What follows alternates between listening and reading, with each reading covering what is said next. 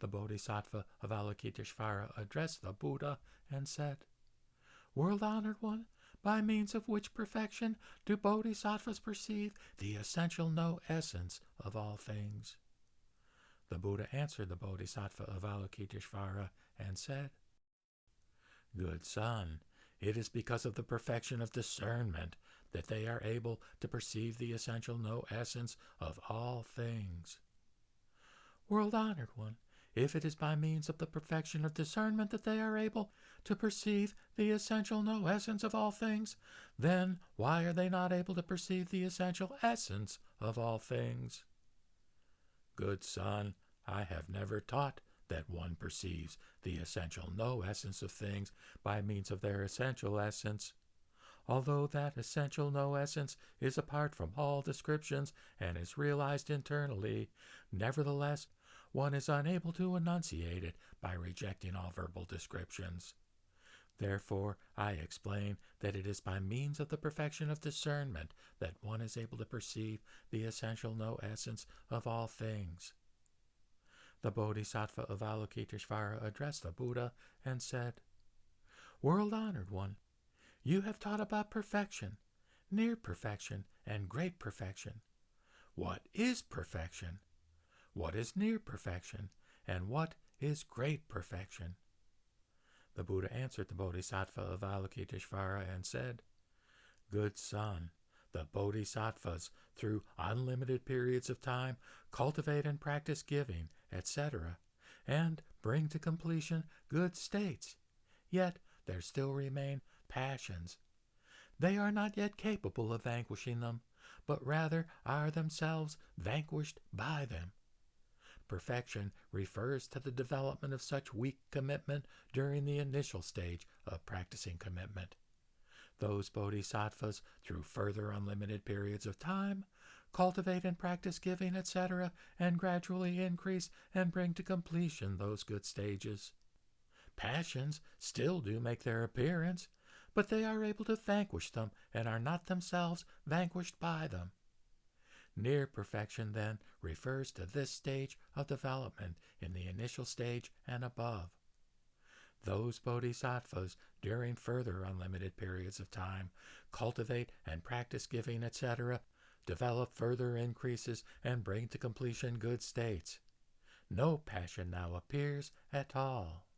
Great perfection refers to this stage of development in the 8th stage and above. The Bodhisattva of Avalokiteshvara addressed the Buddha and said, World-honored one, how many varieties of passionate inclinations are to be found in all these stages? The Buddha answered the Bodhisattva of Avalokiteshvara and said, Good son, there are 3 varieties. The first are the passionate inclinations that are removed from their companions. These occur in the first 5 stages. Why is this so? Good son, all the passions that do not arise co-naturally are companions to the arising of co-natural passions. Since they no longer are present at the time of the 6th stage, they are said to be removed from their companions. The second are debilitated passionate inclinations, which appear subtly in the 6th and 7th stages. But if one cultivates their suppression, they will appear no longer. The third are the subtle passionate inclinations found in the 8th stage and above. Herein all passions have been removed and no longer appear. There remains only the support for the obstacle to the knowable. The Bodhisattva of Avalokiteshvara addressed the Buddha and said, World-honored one, how many varieties of abandoning the weakness of these passionate inclinations are manifested? The Buddha answered the Bodhisattva of Avalokiteshvara and said, Good son, there are only 2 varieties. The first is the abandoning of superficial weakness in regard to the first and second kinds of passionate inclinations. The second is the abandoning of deeper weaknesses in regard to the third kind of passionate inclination. The abandonment of the deepest weaknesses I have taught as being the abandonment of all passionate inclinations forever, which consists of the Buddha stage. The Bodhisattva Avalokiteshvara addressed the Buddha and said, World-honored one, how many eons must one pass through to be able to abandon these weaknesses? The Buddha answered the Bodhisattva Avalokiteshvara and said, Good son, one must pass through 3 great, incalculable, immeasurable eons. They are incalculable since they cannot be measured in years, months, half-months, whole or half-days and nights, instants, moments, or seconds. The Bodhisattva Avalokiteshvara addressed the Buddha and said, World-honored one, what are the characteristics, faults, and good qualities of the passions that appear in all these Bodhisattva stages?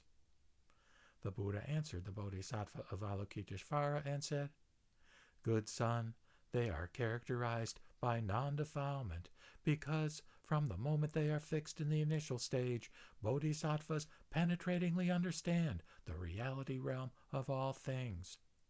Therefore, these passions arise with the full awareness of those Bodhisattvas and are not unconscious, and thus they are characterized as undefiled. Bodhisattvas are unable to engender any suffering in their own bodies, and their passions are without fault.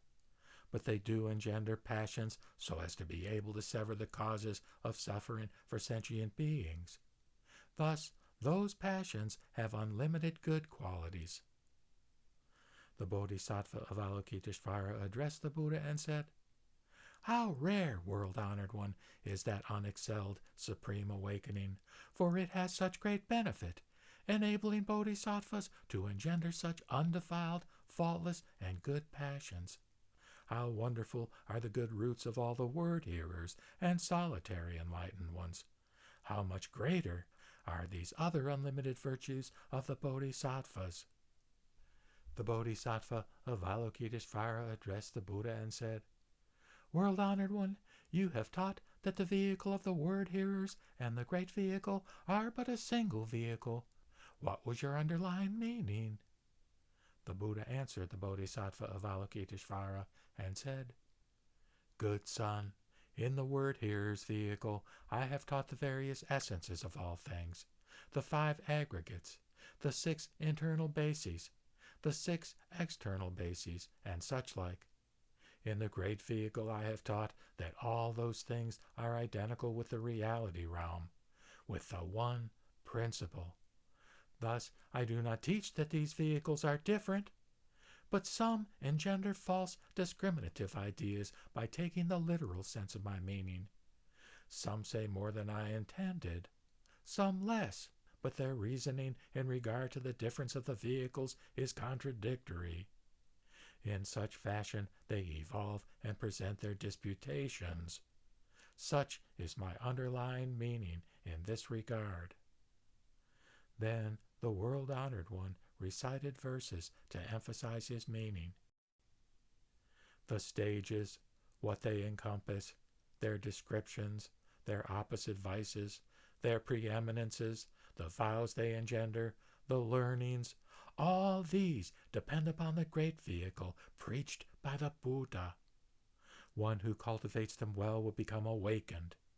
In both the lower and the higher vehicles I have taught the various essences of all things, and again I have taught that all these essences are identical with the one principle, for I have preached both the lower vehicle and the higher vehicle.